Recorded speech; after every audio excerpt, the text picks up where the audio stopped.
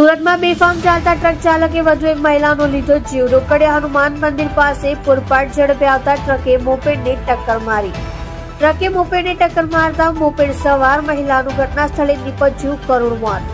પર્વત પાટિયા ગાયત્રીનગર ખાતેની 43 વર્ષીય નેહા ડાગાનું અકસ્માતમાં કરુણ મોત. મહિલા રોકડિયા હનુમાન મંદિર પાસેથી પસાર થતી હતી તે દરમિયાન અકસ્માત સર્જાયો. મહિલાના મૃતદેહને પોસ્ટમોર્ટમ અર્થે સિવિલ હોસ્પિટલ ખસેડવામાં આવી. આપ જોઈ રહ્યા છો સોમવાર ટાઈમ ન્યૂઝ ચેનલ.